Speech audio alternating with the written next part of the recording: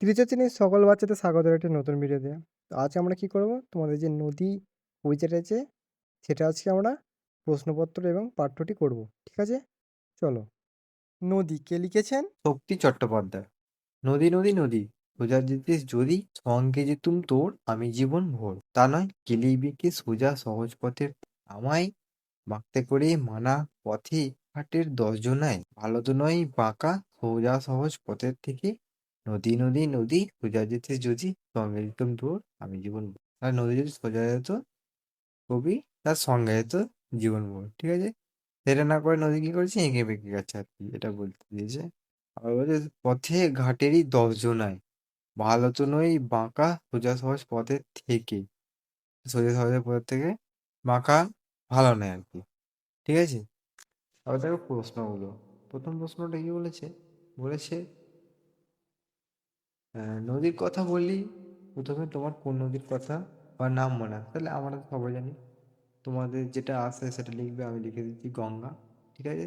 দুয়েরটা দেখো বলেছে নদী থেকে আমরা কোন কোন জিনিস পাই। তাহলে নদী থেকে আমরা জল পাই, বালি পাই, মাছ, কাঁকড়া, চিংড়ি প্রভৃতি পাই। আগের তিনটায় বলেছে নদীতে চলে এমন কয়েকটি যানবাহন। তাহলে নদীতে কি কি চলে তোমরা জানো? নদীতে চলে নৌকা, জাহাজ, লঞ্চ ইত্যাদি। ভেসেল এটা বলতে পারো, মানে বড় জাহাজ যেগুলো।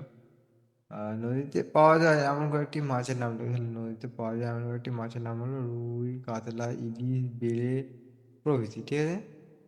আগের পাঁচটা বলেছে নদীর উপর সেতু তৈরি করা হয় না, তাহলে যাতে স্থলপথে যানবাহন নিয়ে বা পায়ে হেঁটে খুব সহজেই নদী পেরোনো সম্ভব হয়।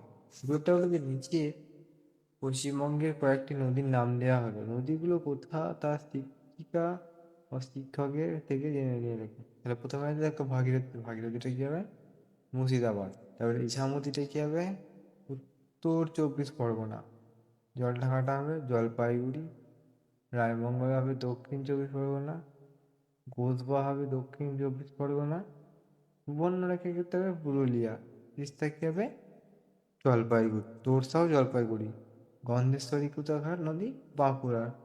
কংসাবতী কুতাঘাট নদী বাঁকুড়া এবং পশ্চিম মেদিনীপুর। দামোদর গিয়ে হচ্ছে বর্ধমান। আর রূপনারায়ণ কি হচ্ছে হাওড়া। চুন্নি মানে নদীয়া। ঠিক আছে? চুন্নি নদী কোথায়? নদীয়া। তিনটা দেখো বলেছে নিচের প্রশ্নগুলোর উত্তর নিজের ভাষায় লেখো। কবিতায় কবির মনে ইচ্ছাটি কি? তাহলে কবিতায় কবির মনে ইচ্ছাটি হলো যদি নদী না দেখে তাহলে সে মানে কবিও সারা জীবন তার সঙ্গে যাবে। সেই ইচ্ছা অনুযায়ী তিনি চলতে পারলেন না, কারণ নদীর সোজা পথে না গিয়ে বাঁকা পথে যাবে। কবি যোজনার নিষেধের কারণে বাঁকা পথে যেতে পারল না, তার ইচ্ছে প্রবণ থেকে যায়। ঠিক আছে? তিনটা বলেছে নদী কিভাবে তার চলার পথে এগিয়ে চলে। নদী কখনোই সোজা পথে এগোয় না, সে কি করে তার নিজের পথ করে নিয়ে এঁকে বেঁকে এগিয়ে যায়। তাহলে এই ছিল ভিডিও। কেমন লাগলো তোমরা অবশ্যই বলবে। বুঝতে পারছি আমার একটু ভয়েসটা খারাপ গেছে, কারণ এই মাইকটা একটুখানি গন্ডগোল হয়েছে। ঠিক আছে? আমি চেষ্টা করবো এটাকে ঠিক করার। তোমরা ভালো থেকো, সুস্থ থেকো।